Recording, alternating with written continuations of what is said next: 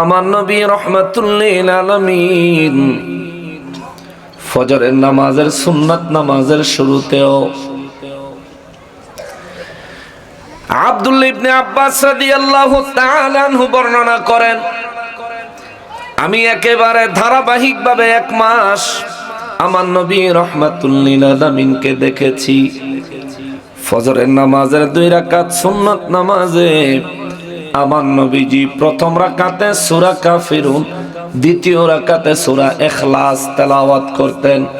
তার আরো বিভিন্ন বর্ণনায় পাওয়া যায় আমার নবীজি মাঝে মাঝে ফজরের নামাজের 2 রাকাত সুন্নাতের প্রথম রাকাতে সূরা কাফিরুন পড়তেন 10 বার, দ্বিতীয় রাকাতে সূরা ইখলাস পড়তেন 10 বার। আবার এমনও বর্ণনা পাওয়া যায় হযরতে আব্দুল্লাহ ইবনে আব্বাস রাদিয়াল্লাহু তাআলা আনহু বলেন, হযরতে আব্দুল্লাহ ইবনে ওমর রাদিয়াল্লাহু তাআলা আনহু বলেন, এমনও সময় গিয়েছে আমার নবী প্রথম রাকাতে কুল ইয়া আইয়ুহাল কাফিরুন সূরা 25 বার পড়েছেন। আবার দ্বিতীয় রাকাতে সূরা ইখলাস আমার নবীজি 25 বার পড়েছেন। আরো বর্ণনা পাওয়া যায় আমার নবী রাহমাতুল লিল আলামিন মাগরিবের নামাজের পরের 2 রাকাত যেই সুন্নাত নামাজ আছে ওই সুন্নাত নামাজের প্রথম রাকাতে সূরা কাফিরুন, দ্বিতীয় রাকাতে সূরা ইখলাস তেলাওয়াত করতেন। জোরে পড়েন সুবহানাল্লাহ। বাবা মনিটরটা একটু কমায় দাও হালকা। নূর নবী রাহমাতুল লিল আলামিনকে জিজ্ঞেস করা হলো, নবী গো, ও দয়াল নবীজি, ফজরের ফরজ সুন্নাত নামাজে মাগরিবের সুন্নাত নামাজে আপনি প্রথম রাকাতে সূরা কাফিরুন তেলাওয়াত করেন কেন? আমার নবী বলেন, সূরা কাফিরুন হলো কোরআন শরীফের 4 ভাগের 1 ভাগের ফজিলত রাখে। সুবহানাল্লাহ। জোরে বলেন সুবহানাল্লাহ। আমি জানি আপনার সুবহানাল্লাহর আওয়াজ দুর্বল কেন, আপনি বুঝতে পারেন নাই কথাটা। নূর নবী রাহমাতুল লিল আলামিন বলেন, সূরা কাফিরুন একবার তেলাওয়াত করলে কোরআন শরীফের 4 ভাগের 1 ভাগ তেলাওয়াতের সওয়াব পাওয়া যায়। আল্লাহু আকবার। কোরআন শরীফ কয় পারা? 2 ভাগ করলে কয় পারা হয়? আর 4 ভাগ করলে 7.5 পারা। আপনি যদি একবার কুলিয়া আইয়ুহাল কাফিরুন সূরা পড়েন 7.5 পারা কোরআন শরীফ পড়ার সওয়াব পাবেন। সুবহানাল্লাহ। 4 বার যদি কুলিয়া আইয়ুহাল কাফিরুন সূরা পড়েন তাহলে 1 খতম কোরআন তেলাওয়াতের সওয়াব পাবেন। সুবহানাল্লাহ। পড়বেন নি? কিন্তু কুলিয়া সূরাটাতে আয়া সবার ফেস লাগে।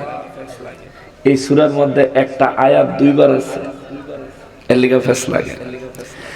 সবাই আমার সঙ্গে সঙ্গে অন্তত পক্ষে একবার তেলাওয়াত করেন, আমার সঙ্গে বলেন বিসমিল্লাহির রহমানির রহিম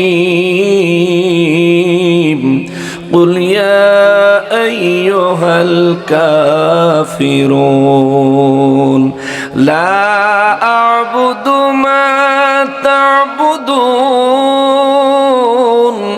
ওয়ালা আনতুম আবিদুনা মা আ'বুদু ওয়ালা আনা আবিদুম মা আবাদতুম ওয়ালা আনতুম আবিদুনা মা আ'বুদু লাকুম দীনুকুম ওয়ালিয়াদিন। আল্লাহ 7.5 পারা কোরআনুল কারীম তেলাওয়াতের ফজিলত আমাদের সবাইকে দান করে দাও। জোরে বলেন আমিন। এখানে যদি 100 জন মানুষ থাকি মালিক 25 বার কোরআন খতমের সওয়াব নসিব করে দাও, বলেন আমিন। যদি 200 মানুষ থাকি 50 বার কোরআন তেলাওয়াতের সওয়াব নসিব করো, জোরে বলেন আমিন। আল্লাহ যদি আমরা এখানে 400 মানুষ থাকি, 400 মানুষ যদি থাকি, 100 কোরআনুল কারীম খতম শরীফ তিলাওয়াতের সওয়াব আমাদের প্রত্যেকের আমলনামায় দান করে দাও। জবান খুলে বলেন আমিন। বলবেন হুজুর পড়লাম একবার, এত সওয়াব কোত্থেকে আসবে? আমি পড়েছি, আপনি শুনেছেন, আপনি পড়েছেন, পাশের জন শুনেছে। কোরআন হলো এমন এক জিনিস, কোরআন হলো এমন এক কিতাব, এত মর্যাদা তার, যে পড়ে সে যতটা সওয়াব পায়, যে পড়ায় সেও ততটাই সওয়াব পায়, যে শোনে সেও সমান সওয়াব পায়। সুবহানাল্লাহ। বাবাজিরা রে, আমার গেল ফজিলতের কথা। এই সূরা আমার রব্বুল আলামিন নাজিল করলেন কেন? আল্লাহ কেন নাজিল করলেন? ডিলেটা কমায় দাও। কি কারণে আল্লাহ এই সূরাটা নাজিল করলেন? এই সূরা নাজিল করার কারণ হলো মক্কা মুআজ্জামায় আমার নবী রাহমাতুল লিল আলামিন যখন দ্বীনে ইসলামের দাওয়াত মক্কা মুআজ্জামায় মানুষের দরজায় দরজায়, মানুষের দ্বারে দ্বারে গিয়ে আমার নবী যখন দ্বীনের দাওয়াত পৌঁছায়, ওই সময় কাফের বেঈমানেরা আমার নবী রাহমাতুল লিল আলামিনকে দ্বীনের দাওয়াতে বিভিন্নভাবে বাধা প্রদান করে। আবু জাহেলের বাড়িতে আমার নবী দ্বীনের দাওয়াত নিয়ে গেলে আবু জাহেল সব সময় আমার নবীকে অপমান করে, অপদস্থ করে। অবশেষে একদিন নবীজিকে ধমক দিয়ে বললেন, ভাতিজা, আর কোনদিন যদি আমার কাছে দ্বীনের দাওয়াত, তোমার ধর্মের দাওয়াত, তোমার আল্লাহর ইবাদতের দাওয়াত নিয়ে আসো, তাইলে বেশি ভালো হবে না, অবস্থা খারাপ হয়ে যাবে। আমার নবী ধমক খেলেন। ধমকে আবু জাহেলের দরজা থেকে ফিরে চলে আসলেন। আসার পরে নবীজির মুখ মোবারক মলিন হয়ে গেল।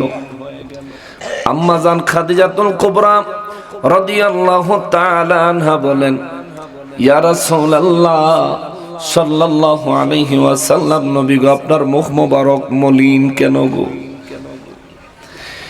নবী আমার রাহমাতুল লিল আলামিন বলেন, খাদিজা রে, আবু জাহেল আমার চাচার কাছে গেছিলাম দ্বীনের দাওয়াত নিয়ে। আবু জাহেল আমার চাচায় অনেক জঘন্য আচরণ করেছে আমার সাথে, এই জন্য মনটা বড় খারাপ।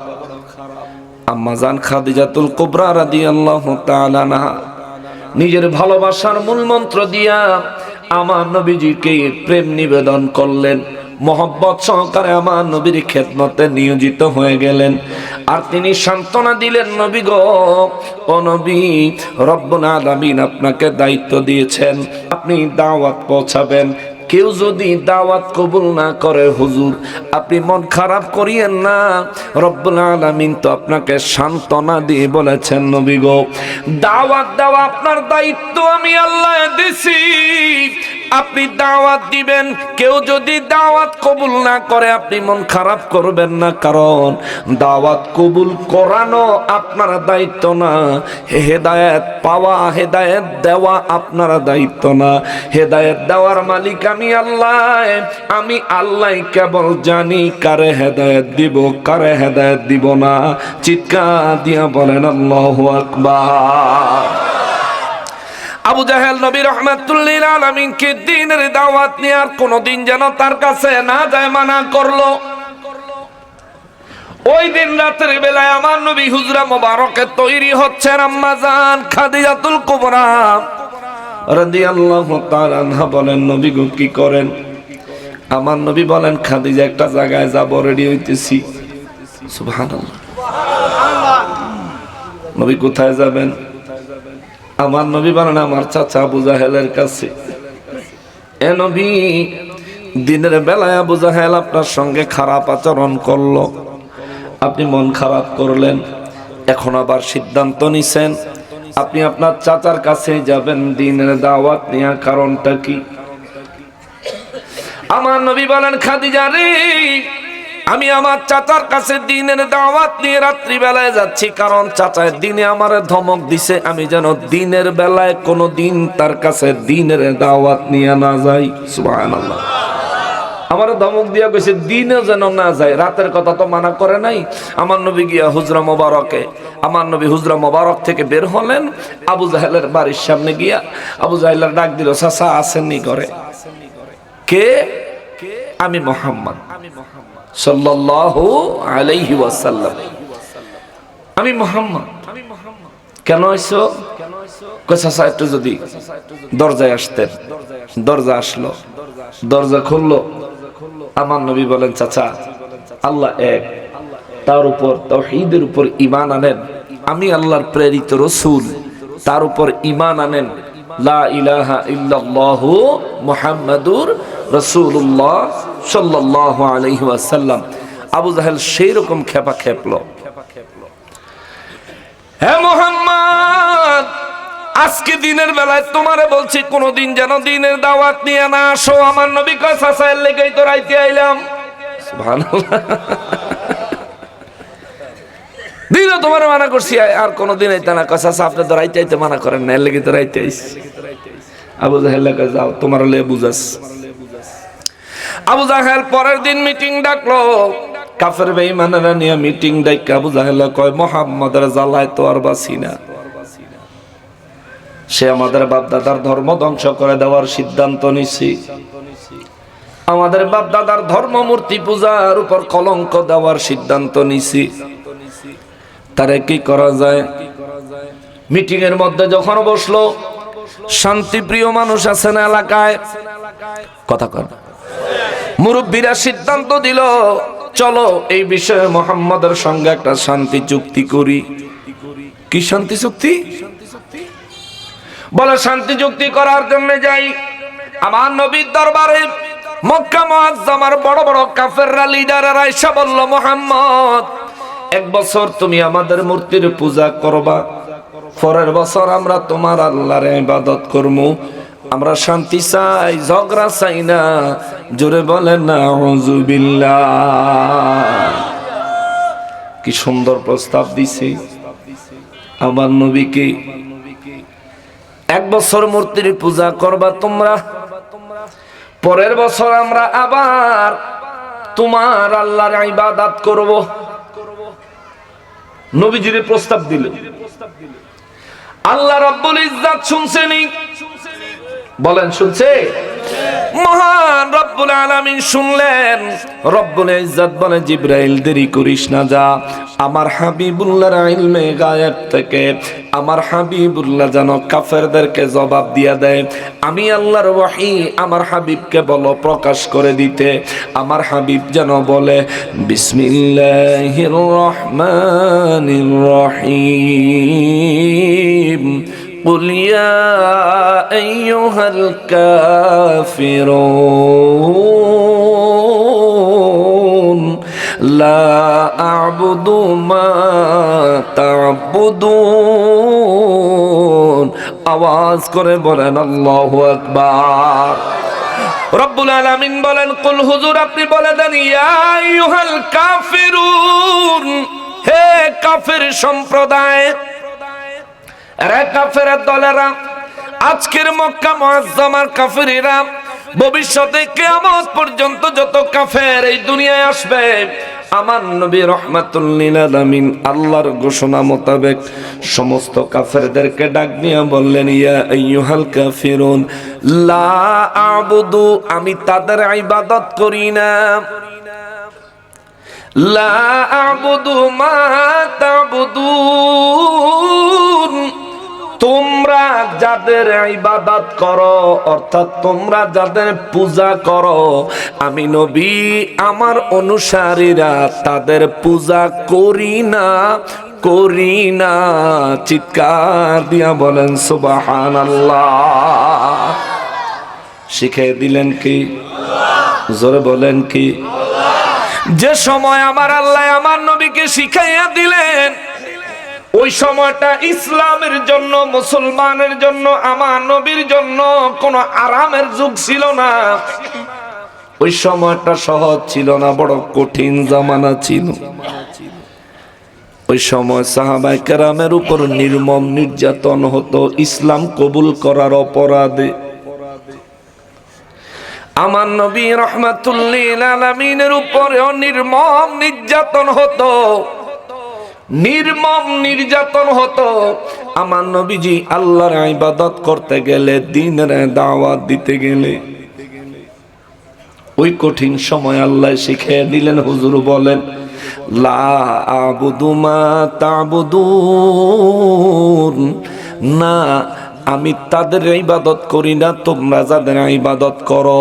ওয়ালা আনতুম আবিদুনা মা আ'বুদ, নবীজিকে আল্লাহ বলেন হুজুর তাদেরকে আরো বলে দেন যে লা আ'বুদু মা তা'বুদুন ওয়ালা আনতুম আবিদুনা মা আ'বুদ, আর আমি নবী যার ইবাদত করি তোমরাও তার ইবাদত করো না, করো না, করো না। ওয়ালা আনা আবিদুম মা আবাদতুম, আল্লাহু আকবার। নবী রাহমাতুল লিল আলামিনের আল্লাহ শিখিয়ে দেন, নবী গো তাদের প্রস্তাব ডাইরেক্ট নাকচ করে দেন, তাদেরকে বলে দেন আমি নবী আমরা কখনোই তোমরা যাদের ইবাদত করো পূজা করো তাদের পূজা আমরা কখনোই করব না। আল্লাহু আকবার। কে শিখিয়ে দিলেন? জোরে বলেন, কে শিখিয়ে দিলেন? কাফেররা দাওয়াত দিল পূজা করার জন্যে। কাফেররা আমার নবীকে দাওয়াত দিল শান্তি চুক্তি করার জন্য পূজা করত। আমার নবী পূজা করছেনি, পূজার প্রস্তাব সমর্থন করছেননি, মাইনা নিছেননি। কিন্তু আমাদের দেশ ডিজিটাল মুসলমান যারা পূজার মণ্ডপে হাজির হয় আসেনি। আমাদের দেশের ডিজিটাল মুসলমান নির্বাচনের ভোটের জন্য মূর্তির সামনে গীতা পড়নেওয়ালা আসেনি। এদের সাথে আমার নবীর ইসলামের কোন সম্পর্ক আছে? জোরে বলেন আছে? আরে নূর নবী রাহমাতুল লিল আলামিনকে কাফের বেঈমানরা পূজার প্রস্তাব দিলে আল্লাহ শিখায়া দেয় হুজুর প্রত্যাখ্যান করেন, একেবারে ডাইরেক্ট প্রত্যাখ্যান করেন। লা আবুদু মা তা'বুদুন, আমি তাদের ইবাদত করি না, তোমরা যাদের ইবাদত করো। ওয়ালা আনতুম আবিদুনা মা আ'বুদ, আর আমি যাদের ইবাদত করি তোমরা, আমি যার ইবাদত করি তোমরা তার ইবাদত করো না। ওয়ালা আনা আবিদুম মা আবাদতুম, আর আমি কখনোই তাদের পূজা করব না তোমরা যাদের পূজা করো। এই নির্দেশনা আমার নবীকে শিখাইয়া দিলেন কি? এইবার আসেন প্রেক্ষাপট, আমার নবীকে কোন সময় আমার আল্লাহ এই সূরা নাজিল করলেন? যে সময় আমার নবী রহমাতুল লিল আলামিন কাবা শরীফের চত্বরে মাতাফের মধ্যে তওয়াফের জায়গায় কিংবা হাতিমে কাবায় কিংবা মুলতাজাম কাবার দরজার সামনে আমার নবীজি আল্লাহ পাকের একাগ্র চিত্তে যখন নামাজে দাঁড়াতেন, কাফের বেঈমানরা চতুর্দিক থেকে যুবকেরা কয়েকজন যুবক, একজন ডাইনে আর একজন বামে আর একজন সামনে আর একজন পিছনে, চারজন শক্তিশালী যুবক আইসা চারদিক থেকে আমার নবীকে চাপ দিয়া ঠাইসা ধরত। নবী আমার নামাজে দাঁড়ানো, বেঈমানেরা চতুর্দিক থেকে আমার নবীকে ঠাইসা ধরত, আমার নবীর গাল মোবারকে আঘাত করত, আমার নবীকে তুচ্ছ তাচ্ছিল্যের ভাষায় গালাগালি করত, আমার নবীর শরীর মোবারকে কত ধরনের আঘাত করত। আমার নবীজি সেজদা মোবারকে গেলে এই কাফের বেঈমানেরা উটের পচা নাড়ি বুড়ি উজুরিয়াই না আমার নবীজির মাথা মোবারকের উপরে চাপায় দিত। একদিন আমার নবীজি বিশাল বড় উটের পচা উজুরির নিচে, নবী আমার রাহমাতুল লিল আলামিন বিশাল বড় উটের পচা উজুরির নিচে আমার নবীজি সেজদা মোবারক থেকে আর মাথা মোবারক তুলতে পারে না। কাফের বেঈমানেরা চতুর্দিক দিয়ে দাঁড়ায় শুধু খিলখিল করে আসে। কে যেন যায়া ফাতেমা রাদিয়াল্লাহু তাআলা আনহা খবর দিছে, ফাতেমা গো তোমার আব্বারে দেখলাম ওটের পচা উজুরির নিচে পড়ে, তোমার আব্বা কাঁদতেছে রে ফাতেমা। ফাতেমা রাদিয়াল্লাহু তাআলা আনহা দৌড়ে গেলেন কাবার চত্বরে, বাইতুল্লাহর চত্বরে যায় আমার নবী রাহমাতুল লিল আলামিনের মাথা মোবারক উটের পচা উজুরির নিচে দেখে মা ফাতেমাতুজ জাহরা রাদিয়াল্লাহু তাআলা আনহা যায় টাইনা টাইনা উটের পচা উজুরি সরাইলেন। আমার নবীজি সেজদা মোবারক থেকে মাথা মোবারক তুললে পরে আমার নবীজির চক্ষু মোবারক গুলো কাঁদতে কাঁদতে লাল হয়ে গেছিল। আমার নবীজির কপাল মোবারক পাথরের সাথে লেগে, আমার নবীজির নাক মোবারক পাথরের সাথে লেগে, আমার নবীজির শরীর মোবারক, চেহারা মোবারক কেমন মলিন উস্কো খুস্কো ভাব হয়ে গেছে। আমার নবী রাহমাতুল লিল আলামিনের হযরতে ফাতেমাতুজ জাহরা রাদিয়াল্লাহু তাআলা আনহা বলেন, আব্বা গো, ও আব্বা, এই মুহূর্তে আমি একটা দোয়া করব গো বাবা, তুমি আমার সাথে আমিন বলবা। আমার নবী বলেন, কেন রে ফাতেমা? ও মুসলমান, আমাদের সমাজে একটা গরুর ওজন হয় 3 মণ 5 মণ, একেবারে বেশি ভালো জাতের হলে 10 মণ 12 মণ হয় না?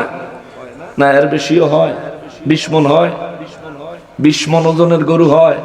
কিন্তু একটা ওট কমপক্ষে 15 মণ ওজন হয়। একটা ওট কমপক্ষে 15 মণ, এটা 20 মণ 25 মণ 30 মণ হয়। এত বড় একটা ওটের এই নারী ভরির ওজন কত চিন্তা করে।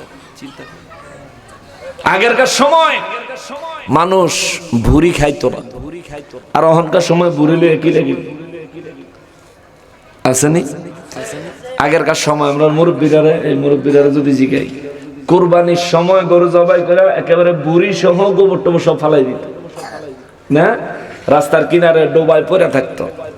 এটা 2-3 মাস গন্ধ ছড়ায়া এলাকার মানুষের জানান দিত যে এই এলাকার মানুষে কোরবানি দিছে, এটা কোরবানির পশুর ভুড়ি। এটা বোঝা যাইতো এলাকার মধ্যে 2-3 মাস মোটামুটি একটা রক্তের গন্ধ,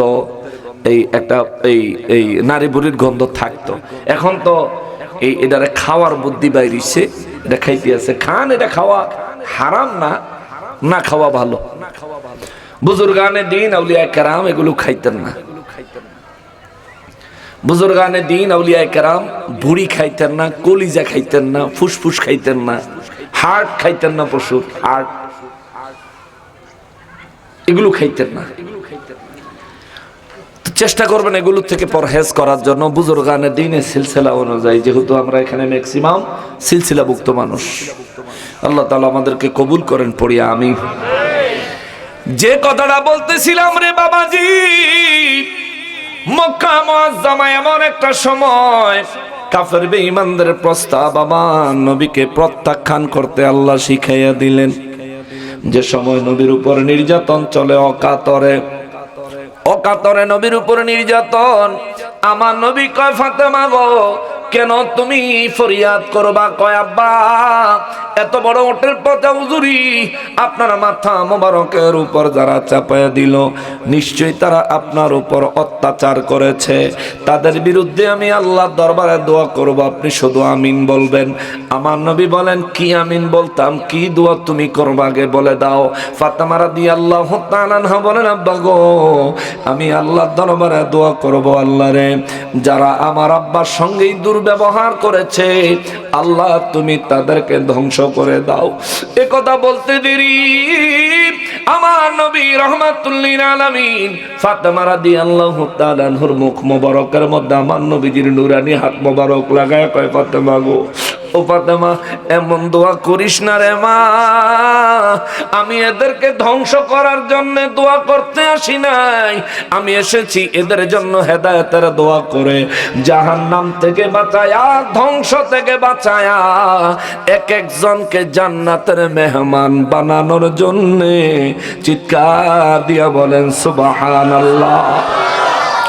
ওই মুহূর্তে আমার নবী রাহমাতুল লিল আলামিন দোয়া করলেন, মালিক, যেটুকু কষ্ট আমার হয়েছে তুমি দেখেছো, ওই কষ্টের বদৌলতে তুমি এদেরকে ঈমান নসিব করে দাও। জোরে কর না সুবহানাল্লাহ। মুসলমানের আরে ওই নির্যাতনের সময় আবার একদিন আমার নবী রাহমাতুল লিল আলামিনের উপর কাফের বেঈমানেরা নির্যাতন করতেছে। আমার নবীকে অকাতরে নবীজির উপর আক্রমণ চালাইতেছে। হযরত আবু বকর সিদ্দিক রাদিয়াল্লাহু তাআলা আনহু তিনি পাশে থাইকা দাঁড়াইলেন, দেখলেন, তিনি তা ডাক দিয়া বললেন, এই তোমরা এই মানুষটার এইভাবে মারতেছো কেন? ওনার কি অপরাধ? উনি শুধু বলে ওনার রব আল্লাহ, এটাই ওনার অপরাধ। এই অপরাধের জন্য তোমরা কি একটা মানুষকে মারবা এইভাবে? হায় হায়। আবু বকর সিদ্দিক রাদিয়াল্লাহু তাআলা আনহু এই কথাটা বলতে দেরি ওই কাফের বেঈমানেরা আবু বকর সিদ্দিক রাদিয়াল্লাহু তাআলা আনহুর উপর ঝাঁপায়া পড়লো।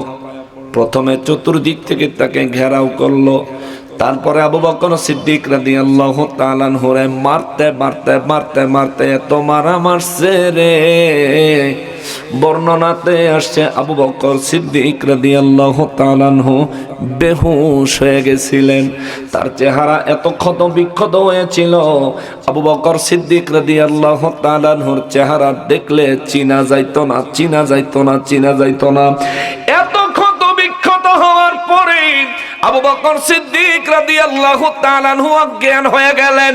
এই নির্যাতনের শিকার হওয়ার পর, অজ্ঞান হওয়ার পর পুনরায় যখন আবু বকর সিদ্দিক রাদিয়াল্লাহু তাআলা আনহুর হুঁশ ফিরল, বর্ণনায় আসছে তিনি জ্ঞান ফিরে বলেছিলেন, আমার রাসূল কেমন আছে? সুবহানাল্লাহ। ওই কঠিন সময় আল্লাহ শিখিয়ে দেয়, হুজুর বলেন লা আবুদু মা তা'বুদুন, তোমরা যাদের ইবাদত করো, পূজা করো, আমি নবী কখনোই তাদের পূজা করিনি, করব না।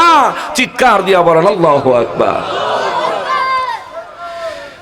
যে সময় মা দাঁড়ায় থাইকা সন্তানদের মানুষ দিয়া মাইর খাওয়াইতো, মা সিদ্দিক আকবর আবু বকর সিদ্দিক রাদিয়াল্লাহু তাআলা আনহুর আম্মায়ে উপস্থিত থাইকা আবু বকর সিদ্দিক রাদিয়াল্লাহু তাআলা আনহুরে কাফের বেঈমানদেরকে দিয়া মার দিল, আঘাত করলো। কি জন্য? মুহাম্মাদের ইসলাম ছেড়ে দাও। আবু বকর সিদ্দিক রাদিয়াল্লাহু তাআলা আনহু জবান খুলে বললেন, না না না, মুহাম্মদ সাল্লাল্লাহু আলাইহি ওয়াসাল্লামের আনিত ইসলাম সত্য, এটা ছাড়া যাবে না। মারতে মারতে অজ্ঞান করে ফেললেন। হুঁশ ফিরার পরে তার মায় দাঁড়ায় থেকে আম্মায় আবু বকর সিদ্দিক রাদিয়াল্লাহু তাআলা আনহু ওই দিন তিনবার বেহুশ হয়ে গেছিলেন। আল্লাহু আকবার। মাইর খায়া তিনবার বেহুশ হয়ে গেছিলেন। তিনবার বেহুশ হওয়ার কারণ কি? ওই কাফেররা মারছে, যত আঘাত শরীরে লাগছে, তার আম্মায় দাঁড়ায় থেকে মাইর খাওয়াইছে, তার চাইতে বেশি আঘাত মনে লাগছে। ঠিক নিও? আপনার আম্মা যদি দাঁড়ায় থেকে আরেকজনকে দিয়ে, অন্য মানুষের দিয়ে আপনারা মার দেয়, ওই সময় শরীরের ব্যথা বেশি হবে না মনের ব্যথা? মনের ব্যথা বেশি হবে। আবু বকর সিদ্দিক রাদিয়াল্লাহু তাআলা আনহু তিনবার বেহুশ হয়ে গেলেন। তিনবার তারা জ্ঞান ফেরার পরে তিনি বললেন, আমার রাসূল কেমন আছে? জোরে বলেন সুবহানাল্লাহ। এটা রাসূল প্রেম, এটা নবী প্রেম। জোরে করেন সুবহানাল্লাহ। যে সময় সাহাবায়ে কেরামের উপর অতর্কিত হামলা হইতো, যে সময় আমার নবীর উপর অতর্কিত হামলা হইতো, যে সময় আমার নবী রাহমাতুল লিল আলামিনকে 3 বছরের জন্য বাইতুল্লাহ শরীফ মক্কা মুআজ্জামা থেকে আমার নবীকে নির্বাসন করা হয়েছিল, ওই কঠিন মুহূর্তে, কঠিন সময়ও আমার নবীকে আল্লাহ শিখিয়ে দিলেন, আপনি বলেন লা আবুদু মা তা'বুদুন, তোমরা যাদের ইবাদত করো আমি তার ইবাদত করি না। ওয়ালা আনতুম আবিদুনা মা আবুদ, আর তোমরা যাদের ইবাদত করো আমি কখনোই তাদের ইবাদত করি না।